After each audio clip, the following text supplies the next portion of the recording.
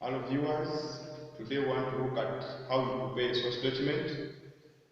Source documents are used in preparation of cash books, financial statements, and others, but they are used in the daily tracking of daily transactions.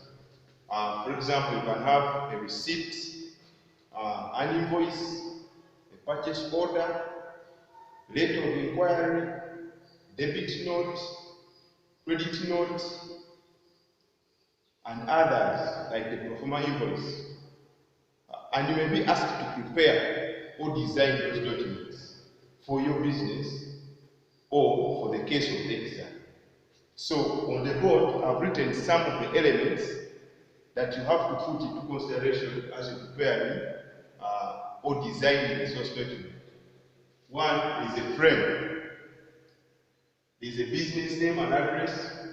We shall expect a document identity. We shall expect a description of the business, products.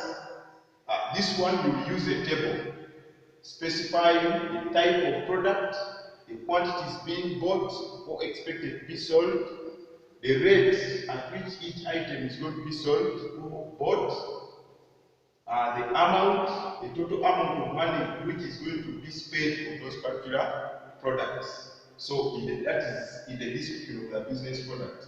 Then we shall expect who are the signatories, which people are involved in that particular transaction.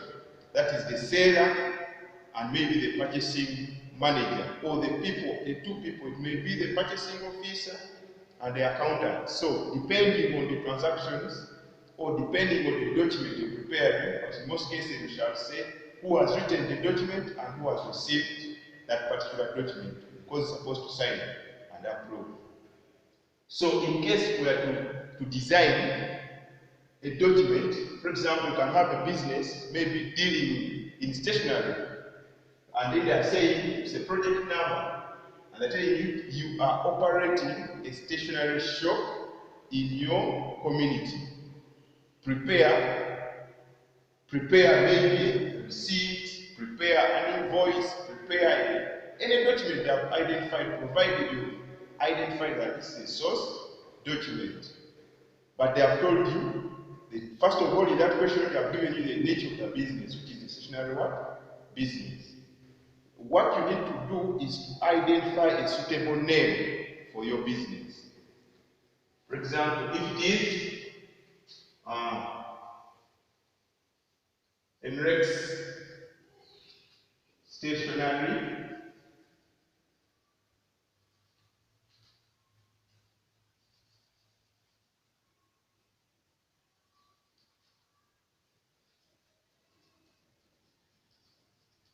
NREX stationery business.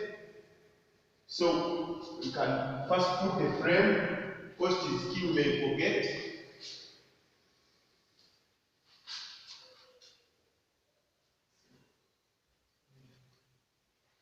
You write the business, the address of the business.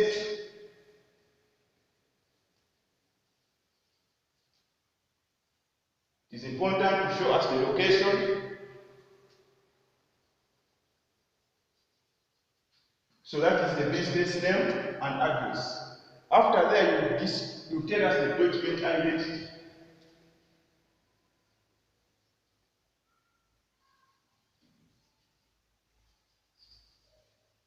Say it's a purchase order. They have told you to pay a purchase order. So you write the document identity. Thereafter, you write and you tell us the date when that document has been prepared. So there is a date that you specify, you put a dash, and then there is a document number. So you write purchase order number. In most cases, the purchase order number, we are going to, you write the real number, you don't leave space even when you're designing the document. So you can say maybe 0, 2, 3. That's the purchase order number. So you can include those two identities on our list. So we have included the date and then the document number. Document number. So in the description of the business product, you draw the table. A table showing maybe the item, the rate.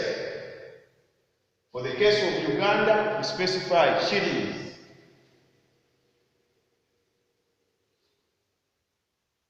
And then you can have total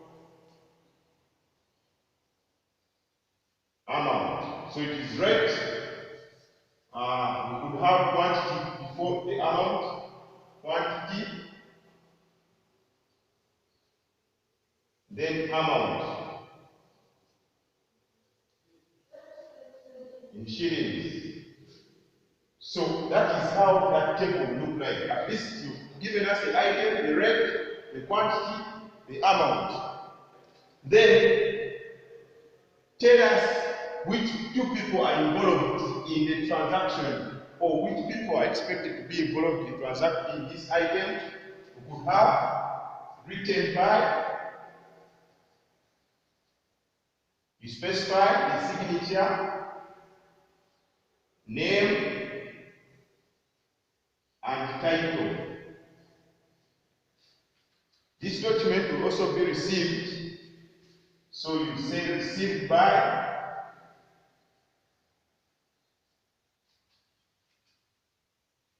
the signature, name, and title. So that is a design of a purchase order. In case they are told us to design a source, a receipt, you just change the document item to the receipt. So the date remains the same. You write receipt number, you create a number, then the table will remain the same. These other identities will remain the same. In case it is a debit note and you don't know what a debit note is, but at least the idea that you have is that a debit note is a document used in trade. So you just write debit note, you come and change this debit note number and you write the number. The rest will remain the same.